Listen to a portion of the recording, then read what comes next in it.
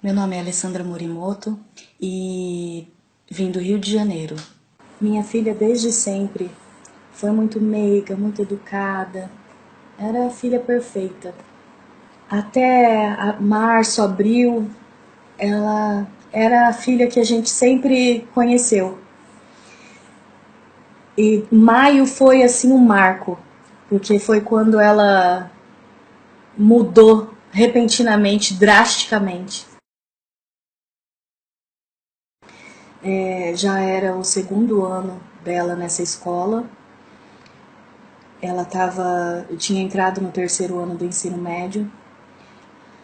Essa amizade, essa transição da velha filha para a nova filha se deu muito rápido, né? Em maio ela já estava completamente doutrinada. Em maio ela já era outra pessoa.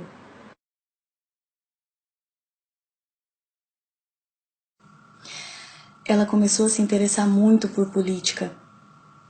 E sempre eu notei também que era sempre voltado à esquerda, especificamente. Muitas teorias marxistas, começou a ler livros como o Manifesto Comunista, por exemplo. Ela começou a se envolver com amigos novos e esses amigos eram sempre voltados para a esquerda. O discurso dela começou a mudar. E aí, em um outro momento, ela deixou o Facebook logado. E eu vi ali a gravidade da situação. Ela se correspondia via Facebook com essa professora, inbox.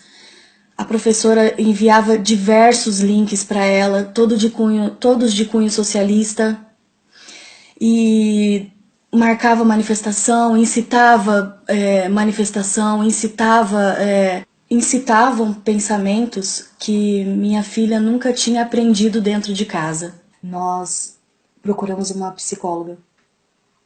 Ela era especialista em adolescente. Ela me confirmou que minha filha realmente estava sofrendo doutrinação, que minha filha realmente tinha sofrido uma lavagem cerebral, que estava muito confusa. Só que minha filha não levou adiante. Ela interrompeu o tratamento à nossa revelia, tanto minha quanto da profissional. A partir desse momento, nós começamos a levar a sério. Eu e meu marido comparecemos à escola. A escola, contra todas as evidências, se colocou a nosso favor. Foi nesse momento que a gente viu que a escola queria realmente se eximir de qualquer responsabilidade. A coordenadora nos instruiu a procurar o conselho tutelar.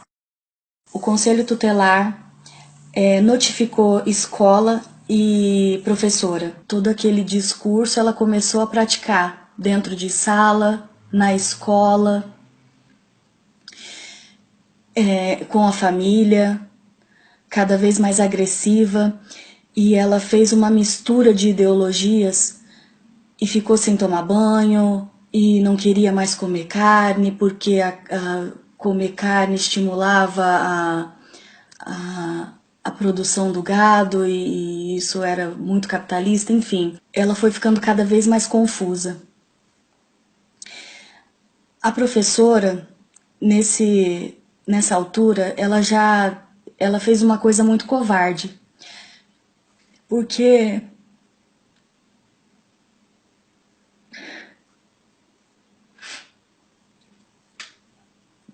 ela colocou minha filha nesse caminho.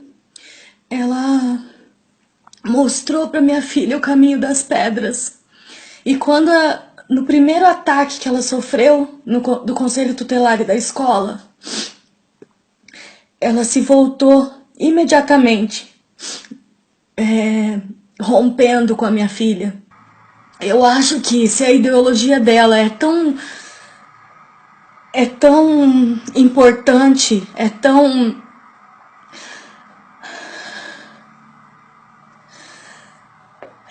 válida, porque ela não continuou apoiando a minha filha. Enfim, minha filha estava sozinha, mas ela já estava no caminho. envolvida com Black Bloc, com manifestação violenta, fugia cada vez mais. Quando meu marido faliu, minha filha comemorou. Ela comemorou. Foram muitos episódios de discussão, embates físicos, proibições, fugas, ofensas, discursos ideológicos agressivos, revolucionários, mas que, se você tentasse aprofundar, ela não conseguia levar adiante com coerência, e isso fazia com que a gente tivesse a confirmação de que ela realmente estava muito confusa nas coisas que ela falava. No dia da abertura dos Jogos Olímpicos, eu estava trabalhando, meu marido também. Uma amiga viu minha filha pela TV entre Black Blocs apreendidos no embate que teve em frente ao estádio Engenhão. Meu marido foi até lá e ele saiu de lá desolado, porque a minha filha desafiou ele, dizendo: você não precisa estar aqui, tem advogado aqui do PSOL, dos Black Blocs que vão tirar a gente, você pode ir embora, não precisa ficar aqui, não precisa vir me buscar. No dia 5 de novembro, a minha filha fugiu de casa de vez, dizendo que ia lutar em prol da causa, que ia morar numa casa mantida pelos patrocinadores do movimento Black Bloc, e que não era pra gente procurar ela. Alguns dias depois, ela me ligou dizendo que ela precisava de uma autorização por escrito, porque os maiores de idade da casa exigiam dos menores de idade. Nesse momento foi que ela se perdeu. Acho que não permitiram com que ela ficasse no lugar em que ela estava, e ela começou a andar de ocupação em ocupação. Isso nós soubemos posteriormente, porque ela simplesmente desapareceu. Nesse ínterim, nós fomos ao DECAV, ao DPCA, voltamos algumas vezes ao Conselho Tutelar. Todos eles nos instruíam a não fazer nada. A única coisa que nós tivemos foi um cartaz de desaparecida que o DPCA nos forneceu. E ela simplesmente desapareceu. Ela desapareceu a gente não achava, mas ela também não se colocava em risco. 1 mês e 3 dias depois que a minha filha fugiu de casa, ela voltou. Magra, esquálida, doente, vestida como uma mendiga, toda suja, fedida, mas com os ideais socialistas firmes na cabeça. Ela ia mudar o mundo, vestida de mendiga.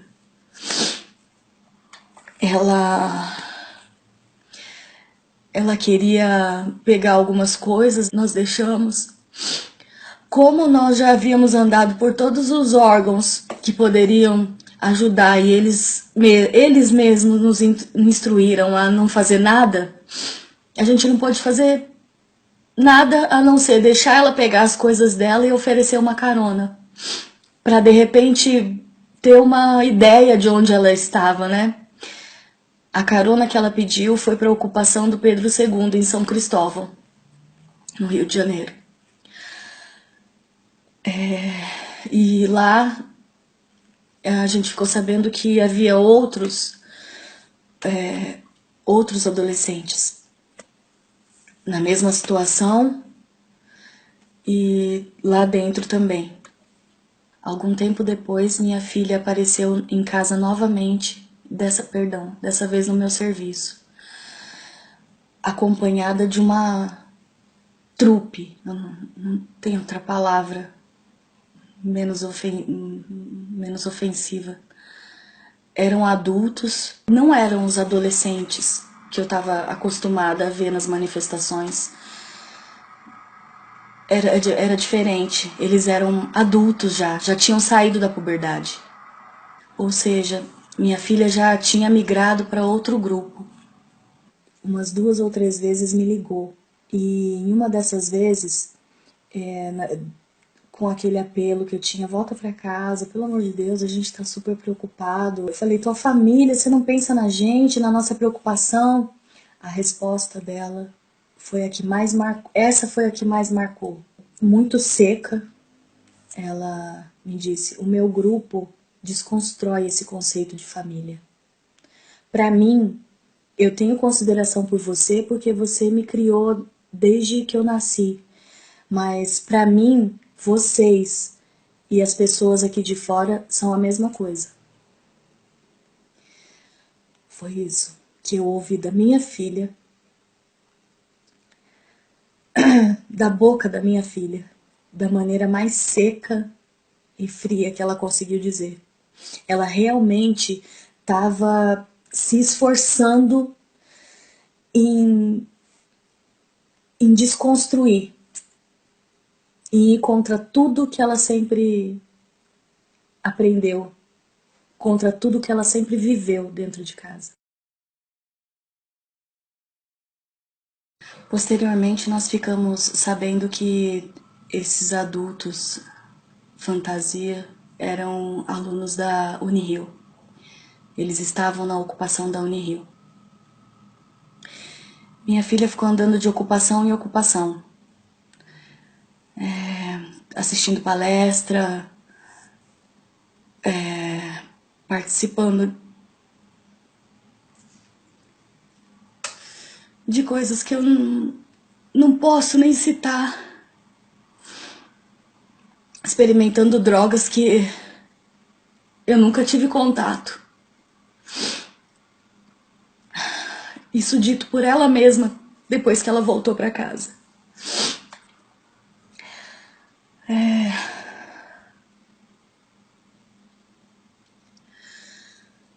Inclusive ela mesma relatou que tem muitas coisas além das palestras que os professores, que os socialistas proporcionaram nas ocupações. Ela acabou na casa de uma menina que ela conheceu nas ocupações e voltou em casa para buscar mais roupas. Eu aproveitei para conversar com ela e ela se convenceu de que não tinha sentido ela ter abandonado a escola para ficar morando na casa de alguém que ela mal conhecia, de favor, causando transtorno, e ela se convenceu. Então nós entramos no carro e fomos até a casa dessa menina para buscar as coisas dela. Chegando lá, essa menina conseguiu convencê-la a não voltar. Foi aí que nós conhecemos o pai dessa menina. Ficamos sabendo também que a história que ele tinha ficado sabendo para aceitar a minha filha na casa dele era fantasiosa, era mentira das duas. Eu fiquei me perguntando o tempo todo por que ela tá aqui, se ela tem casa, se ela tem o quarto dela, se ela estuda numa escola particular, não tem sentido.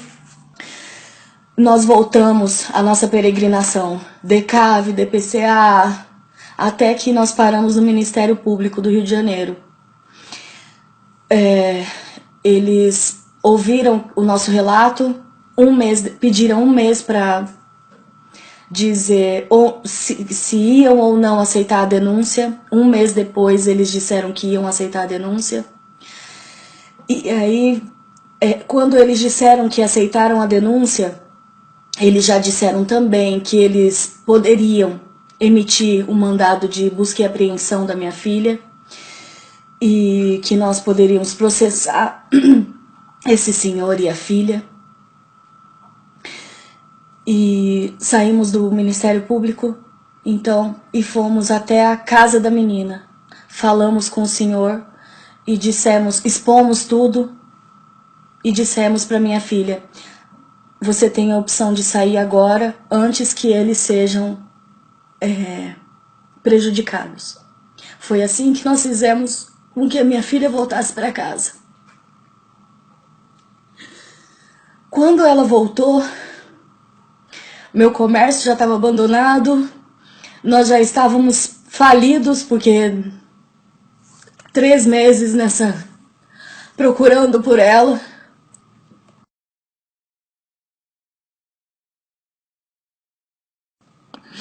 Quando ela voltou, em uma semana a gente desfez a casa toda e fugimos, literalmente, do Rio de Janeiro para tirar a minha filha do meio daquilo tudo. Foi assim que nós paramos em Campo Grande. Nós perdemos a nossa filha.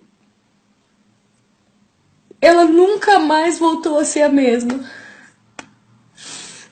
O que fizeram com a cabeça da minha filha,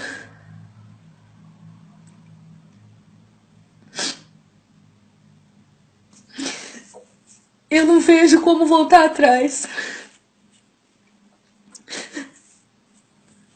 Ela fala em voltar para o Rio de Janeiro quando fizer 18 anos. Ela já está fazendo planos para isso. Os ideais de esquerda, os ideais socialistas,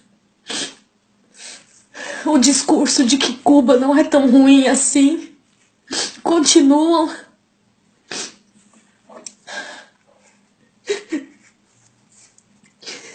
E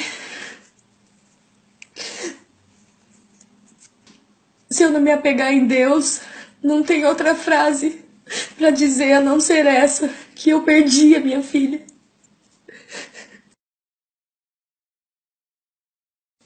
Por isso é que eu e meu marido achamos super importante expor a nossa vida assim, para que outros pais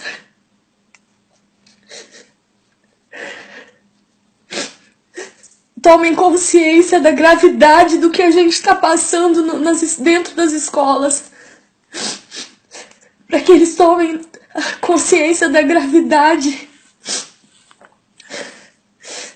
do risco que os nossos filhos estão passando, estão correndo, aliás.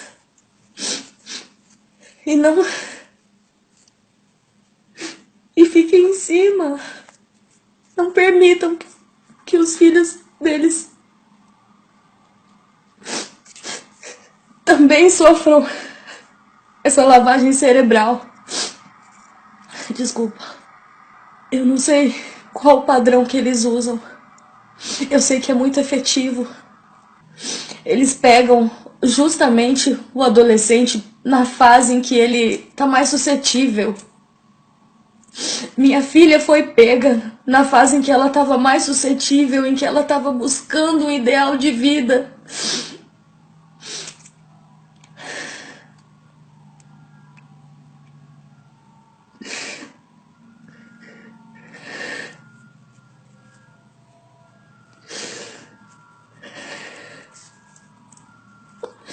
E usaram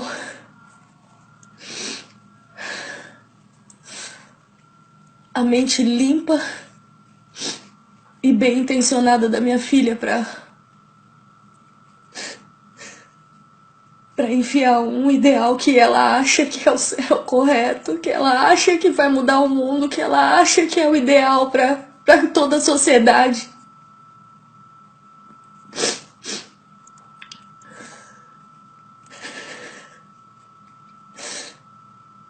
Em prol de poder.